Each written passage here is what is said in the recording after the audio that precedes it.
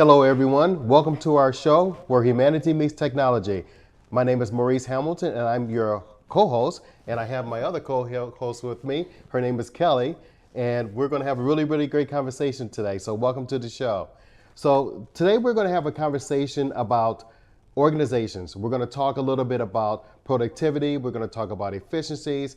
We're going to talk about some of the elements and some of the constraints that can actually slow down productivity and actually helping an organization get to where they need to go. So I want to welcome in our guest today, Gerald Leonard. Gerald Leonard is a musician, he's an author, he's a speaker, but most of all, he is a certified portfolio project manager, and he's going to help us address some of those questions and that we may have or you may have. So Gerald, welcome to the show. Thanks so much for having me. I'm really happy to be here. Awesome. Good to see you again. So, Gerald, I have a question for you. Today, we see a lot of elements with our government. We see a lot of situations and issues come up with some of the organizations out there. And I want to address one of the biggest problems I've noticed lately. And that's when we have organizations where you have a culture that's been around for decades.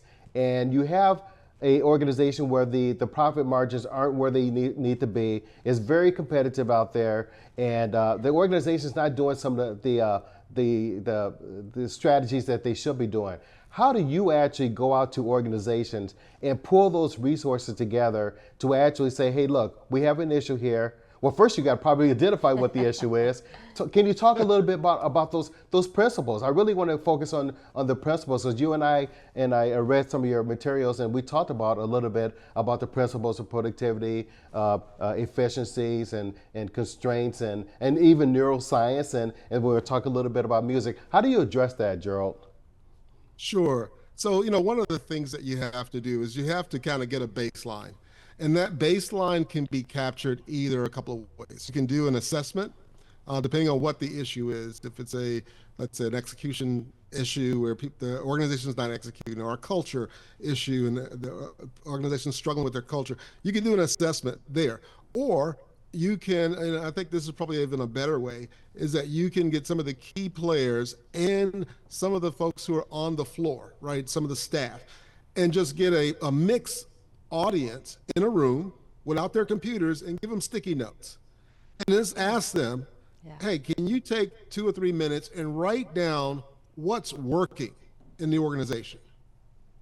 All right, what's working? And then you give them another color sticky note and say, now tell me what's not working in the organization. And you basically afterwards have them set up an affinity diagram of what's working and also an affinity diagram of what's not working, and look at what are the solutions that can keep the great things that are working in place, but address the key things that are not working. And you want to hear from everyone in the room. And if you just kind of have an open-ended meeting, mostly the person who's the loudest person, or the CEO or the boss, is going to start talking. Everybody's going to shut down. But if you have them quietly write down what they're thinking on a Post-it note and then put it up as an infinity diagram, you're going to get more honest feedback, and you're going to hear from everyone in the room. And that starts the conversation of, where do we go?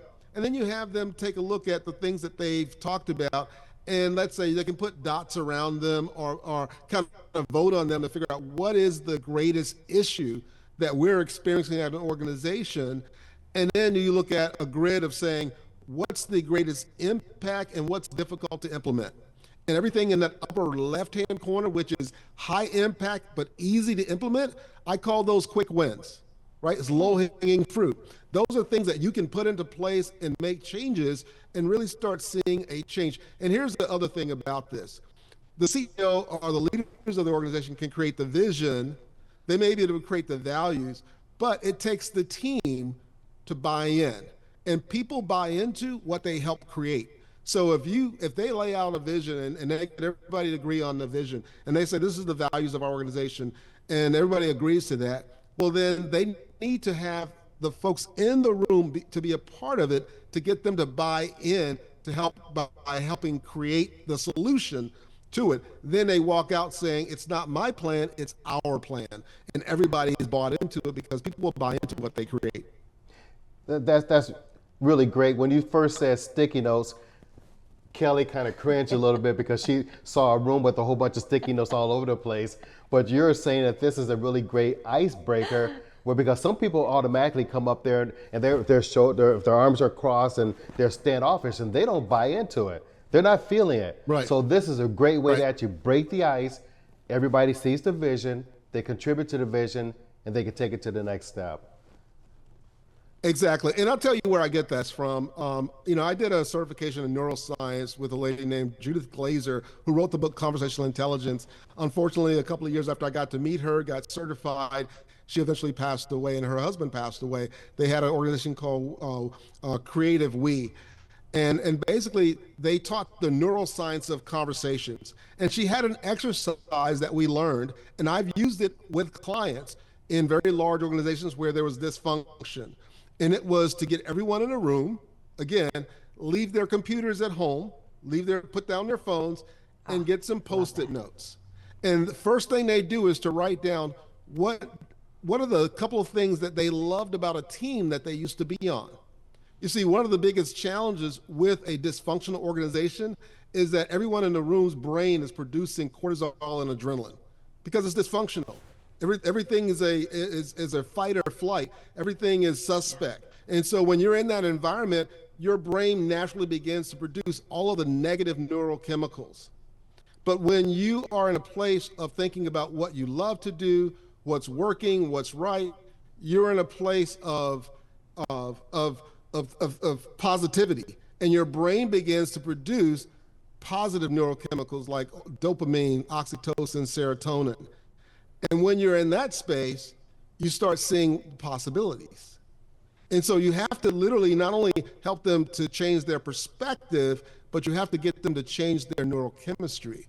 And you do that by this exercise of just kind of getting everybody engaged in that process. Excellent. And Kelly, you said, did you like that? I do like that. I think it is so important to do that, especially now after we went through COVID, because we're not in corporate offices, we're not interacting as much with each other as we did, we're on our phones.